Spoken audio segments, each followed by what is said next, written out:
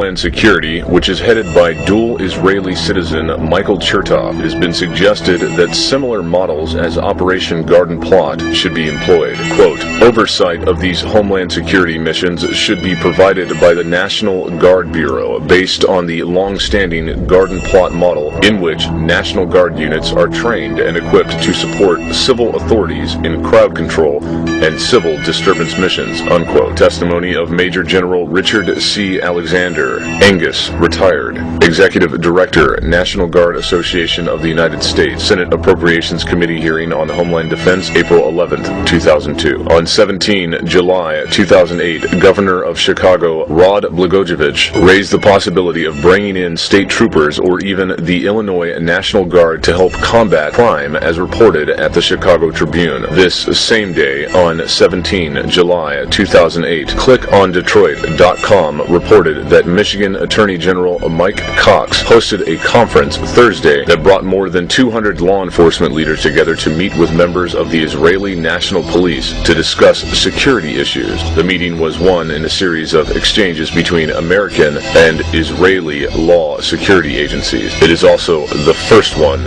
ever to be held in Michigan. Now learn the truth of Operation Garden Plot. The following information was obtained under the Freedom of Information Act. The information herein is declassified and does not come within the scope of directions governing the protection of information affecting the national security. It took a little more than 3 years to obtain a full copy of Operation Garden Plot from the U.S. government, and this document, assigned by the Secretary of the Army, is hereby assigned as DoD Executive Agent for Civil Disturbance Control Operations. Under Plan 5.5 TAC 2, he is to use airlift and logical support in assisting appropriate military commanders in the 50 states, District of Columbia, and the Commonwealth of Puerto Rico, and U.S. possessions and territories, or any political subdivision thereof. The official name of this project is called Operation Garden Plot. Under this plan for the deployment of Operation Garden Plot, the use of CIDCON-1, Civilian Disturbance Readiness Conditions, will be mandatory. This direct support of civil disturbance control operations is to be used by the Army, United States Air Force, Navy, and Marine Corps,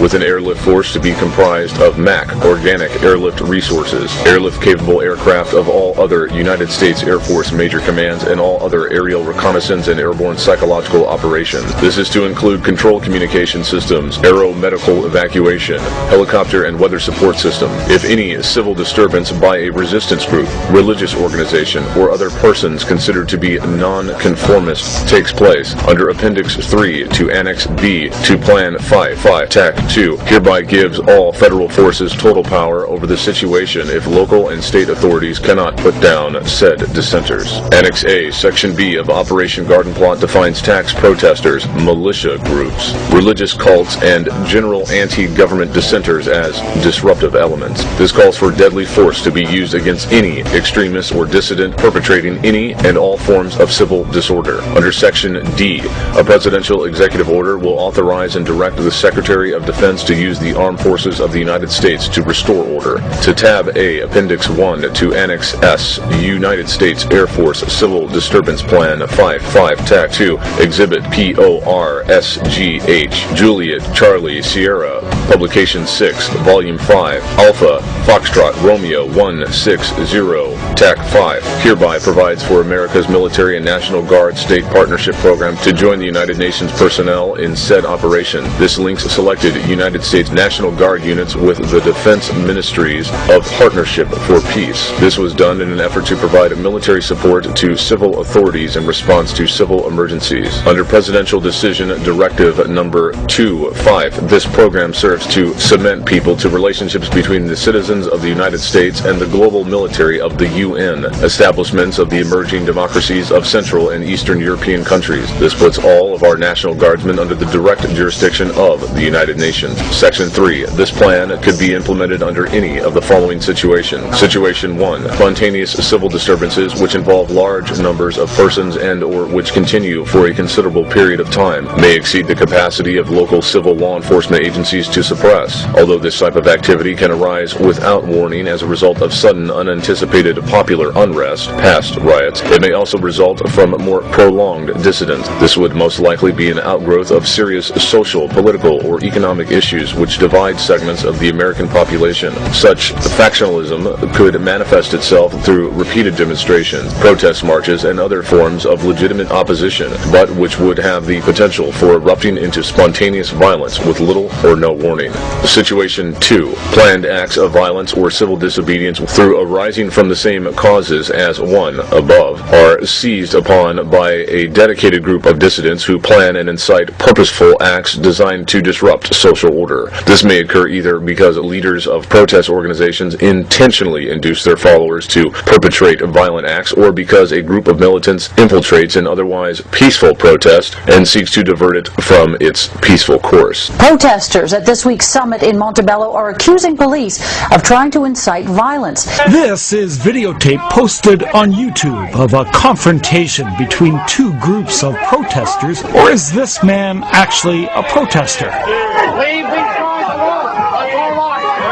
The man and his two friends certainly dress the part, bandanas covering their faces. One even has a rock in his hand. As the confrontation continues, the three back towards the police line and then are brought through, where they're arrested and taken away in handcuffs. These are the boots worn by police. Here are the boots of two of the men they arrested. Civil disturbance may threaten or erupt at any time in the continental United States and grow to such proportions as to require the use of federal military forces to bring the situation under control. Juliet, Charlie, Sierra, Publication 1-8, Doctrine for Operation Security, Alpha, Foxtrot, Romeo, Fife, TAC, Tree, 0, Operations Security 1, General. Opposition forces or groups may attempt to gain knowledge of this plan and use that knowledge to prevent or degrade the effectiveness of the actions outlined in this plan. In order to protect operations undertaken to accomplish the mission, it is necessary to control sources of information that can be exploited by those opposition forces or groups. OPSEC is the effort to protect operations by identifying and controlling intelligence indicators susceptible to exploitation. The objective of OPSEC in the execution of this plan is to assure the security of operations, mission effectiveness, and increase the probability of mission success. Number 2, responsibility for operations security, OPSEC.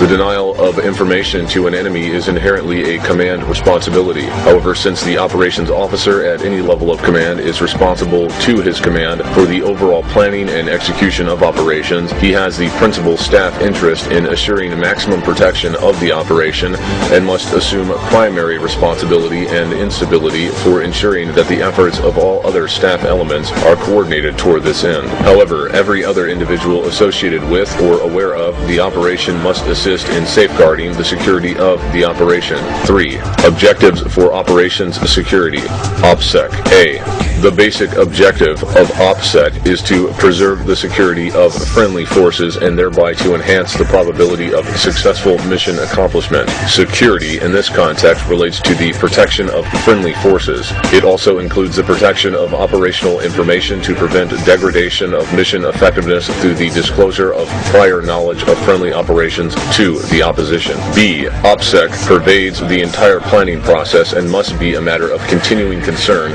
from the conception of an operation throughout the preparatory and execution phase, and during critiques, reports, press releases, and the like conducted during the post-operation phase. 4. Operation orders and SOP, standard operating procedures. Specific operations orders and standard operating procedures must be developed with the awareness that the opposition may be able to identify and exploit vulnerable activities. Released under Freedom of Information Act on 30th March 1990. All material presented here has been declassified and supersedes USAD Operations Plan Tree 55 TAC 10 of 16 July 1973. For the kingdom come.